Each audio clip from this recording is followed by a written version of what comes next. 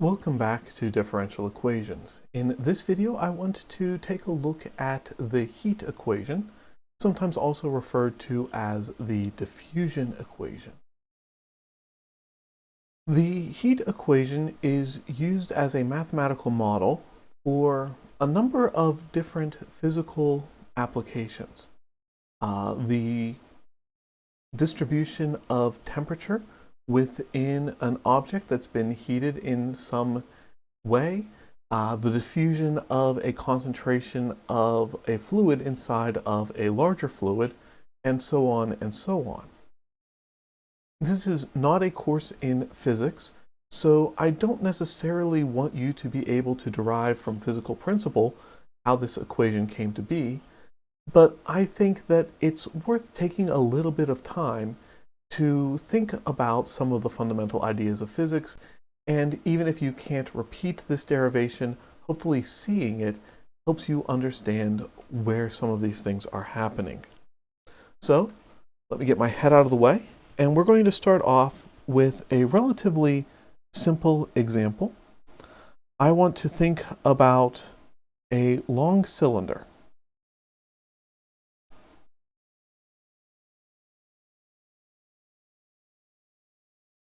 We're going to call the left side of this cylinder 0. We're going to call the right side of this cylinder L. We're going to call the cross-sectional area of this cylinder A. And we're going to think about a specific slice somewhere here in the middle of the cylinder at position X. And then we're going to think about a second slice some small distance, we'll call it delta x for now. It'll eventually turn into a dx. Right? And we're thinking about something flowing into this cylinder on one side and out the other side. And I think that something will be heat. I think that's the easiest one to understand. And in physics, the variable for heat is Q. All right, so there's a couple of things that you need to know about heat in order to follow this derivation. The simplest one is density. The mass of an object is equal to its density, which we'll usually represent using rho, multiplied by its volume. The second thing we need is specific heat. Any material has a physical parameter called the specific heat, which says that the change in heat, or the amount of heat added or removed, is equal to the mass times the specific heat, which we usually represent using C, times the change in temperature.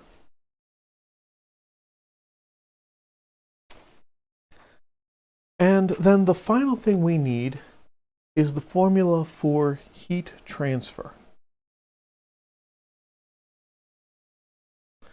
This is the formula that's really messy, but if you take a minute to think about it, it makes a lot of sense.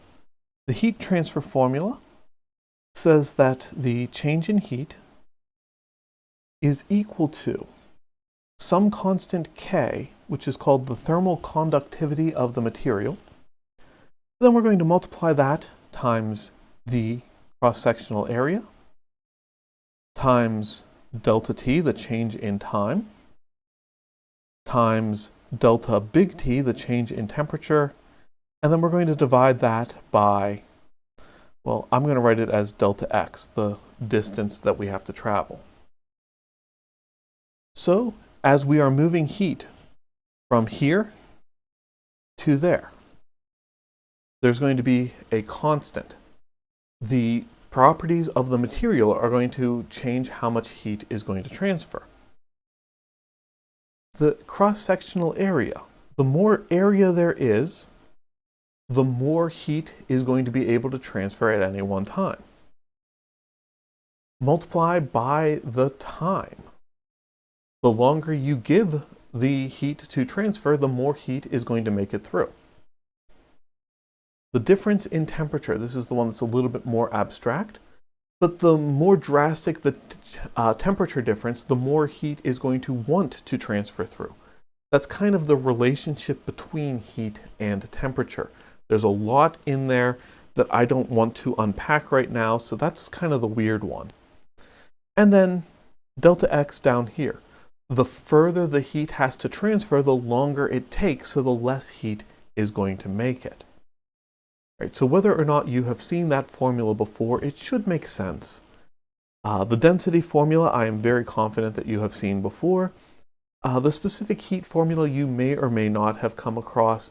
This one I think is a little bit easier to accept. It says that change in heat and change in temperature are related to each other, and that change is based on some parameter of the material, which we call the specific heat. All right, so from here we just have to do a little bit of rearranging and a little bit of changing deltas into derivatives. If I start with the heat transfer formula and I divide both sides by delta little t, I can write that as delta Q over delta little t is equal to K times A times delta big T over delta X. And then from here, one of the favorite tricks of mathematical physics is changing these relationships. Change in Q over change in T, we can write that as the partial with respect to T of Q, if we take the limit as the change in T goes to 0. And likewise, if we take the limit as change in X goes to 0, this is the partial with respect to X of T. Now I want to turn my attention to the specific heat formula.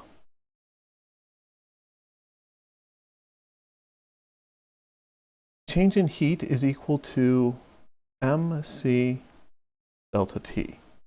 And here's where things get a little bit interesting because, well, the properties that I have don't really help me here. These don't look like ratios, so they don't really look like things I can take derivatives on. But that's why I listed the density formula. Mass is density times volume, and then volume itself is area times height. So we can write that as rho times A times delta X. And then we can divide both sides of the equation by delta X.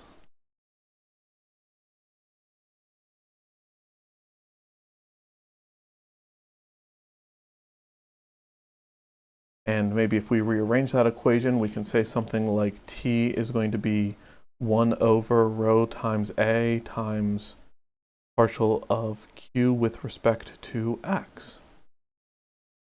And then we start to have some fun because we can plug that in to our T over here. Rho and A are both constants. They can come out of the equation.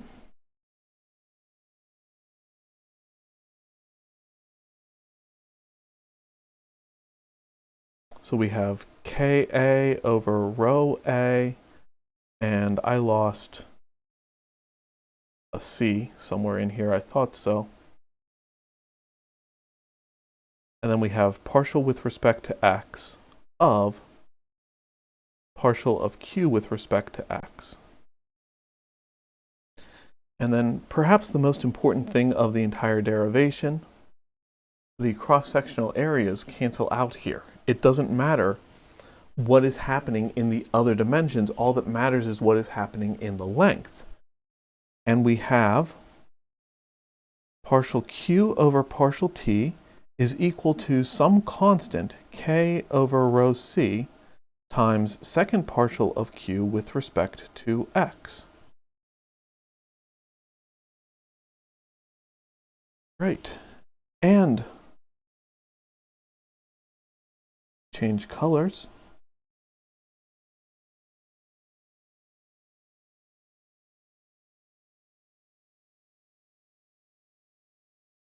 that is in fact what we had as the heat equation.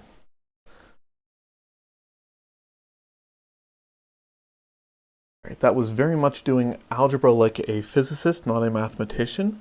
But the whole goal there was to just show you that, well, when I say the heat equation, I mean that kind of literally. We're talking about heat transfer, and if we use the correct variables, then yes, this actually does work, and it gives us what we said we were going to get.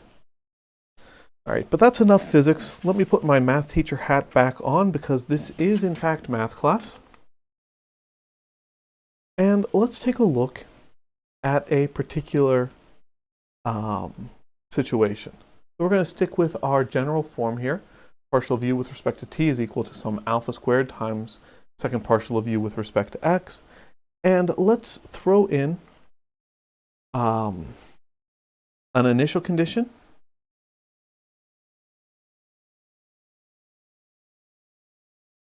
and a boundary condition.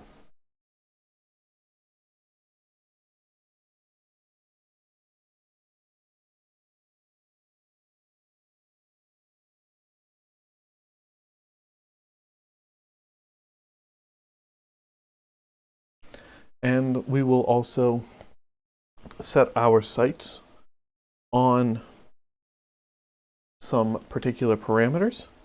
And yes, this is a very abstract initial and boundary value problem.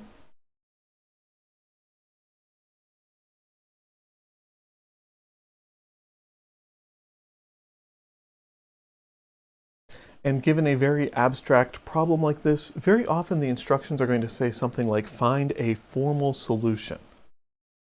This is one of those places where we've been doing this for so long in the mathematics community that the language has slid. When I say formal here, I don't mean suit and tie. I mean the form. So the solutions will take this particular form. It is a formal solution, or the form of the solution. Right? But we've seen a lot of this previously. We know that we can use separation of variables in order to turn that partial differential equation into a system of two ordinary differential equations. We've got an extra factor of alpha squared that's going to show up here. And so when we split this up, it's going to look slightly differently than what you may have seen previously. We'll have t prime of t times x of x on the left-hand side. We will have alpha squared x double prime of x t of t on the right-hand side. And we can rewrite that as 1 over alpha squared t prime over t is equal to x double prime over x, which must be equal to a constant because we have only t on one side and we have only x on the other. It makes life a little bit easier to put that alpha with the t's, not the x's, because we know that in the next step,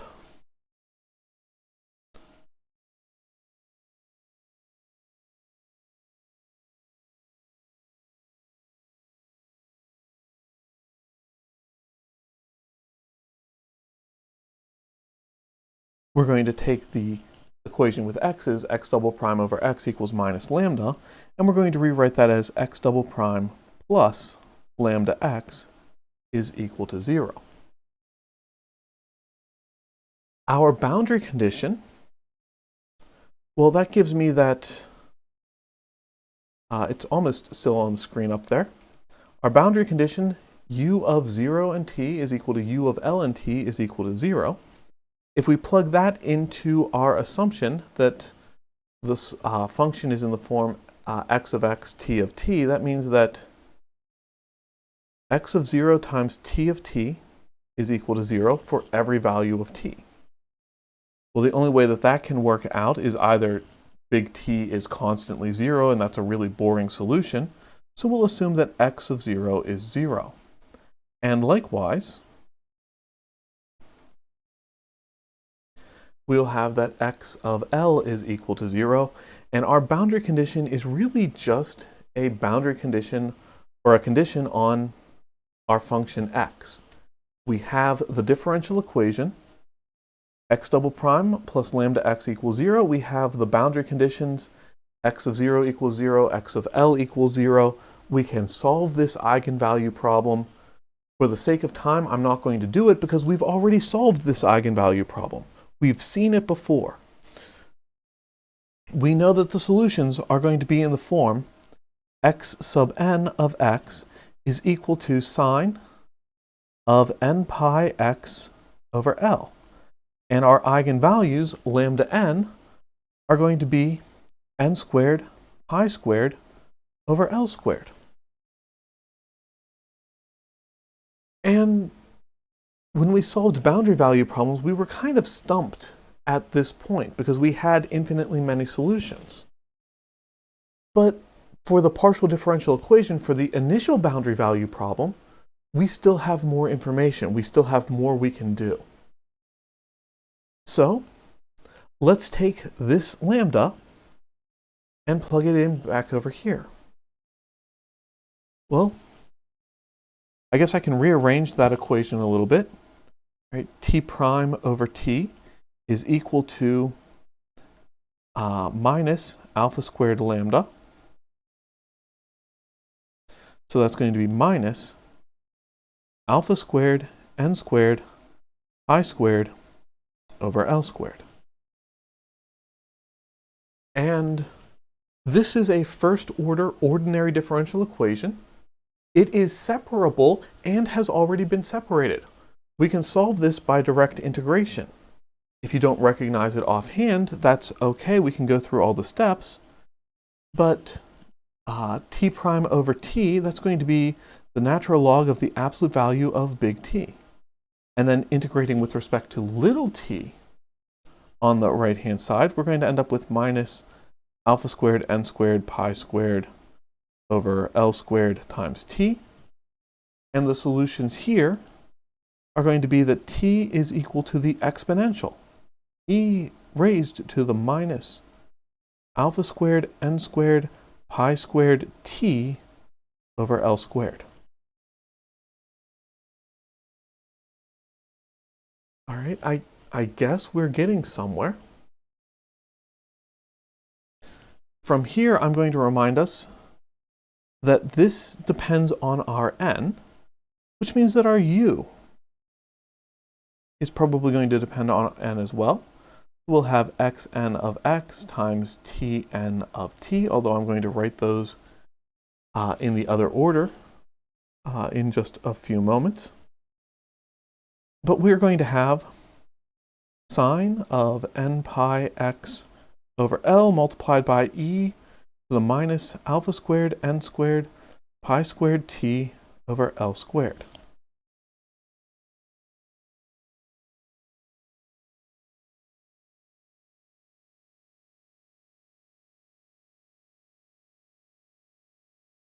We still have our initial condition that we have to work with. Un of x and 0. Well, if I plug in that t is equal to 0,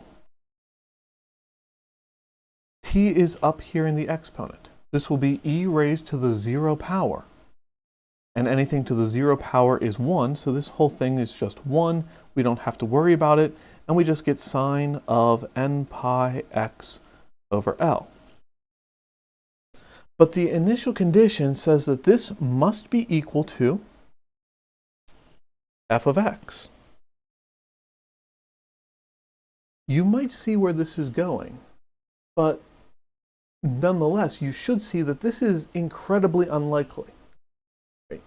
Figuring out a way to get our arbitrary function f of x equal to sine of n pi x over L isn't going to happen on its own. Instead, we're going to go back to our old friend, superposition. If we have several functions that are each solutions to a linear differential equation, and if you look back at the heat equation, it is a linear partial differential equation. Well, then any linear combination of those solutions is also a solution to the differential equation. So this didn't quite work, right? Stopping here didn't quite work. So we'll cross that off for a moment and we'll take it one step further. if one solution un doesn't work, our general solution u of x and t will be the sum of every value of n un of x and t. And we said linear combination, so it's not just add them all together, it's multiply by some coefficient, so Cn times un of x and t. So we're looking here at the sum, n goes from 1 to infinity, of Cn times e to the minus alpha squared n squared pi squared t over L squared times the sine of n pi x over L. And now, if we look for u of x and 0, we're still going to have that situation where, no, not 0. Our exponent here is going to go to 0, and anything raised to the 0 power is going to go to 1. So we are left with the sum, n goes from 1 to infinity, of Cn times the sine of n pi x over L. And that is equal to whatever we ended up with in our initial condition f of x. Now we've gotten somewhere because we are back to Fourier series. It wasn't just something fun to do, it is essential for solving partial differential equations. This video is continuing onward, and okay, I've gotten to where we can talk about a solution, but I haven't actually found a solution yet. So to wrap up, I'm going to make you do the last leg of the journey. Let's find some space to write this out.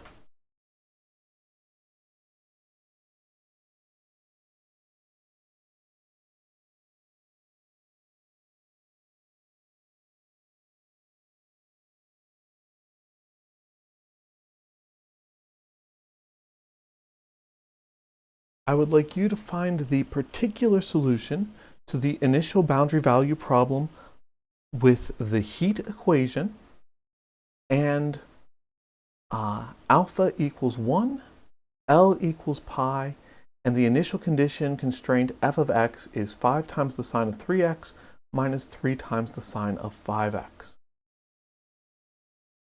You can do this without evaluating any integrals. It's easier than it seems at first glance. Yes, the shortcuts will work if you see them. If you don't see them, you can still go through the integrals and still get a solution.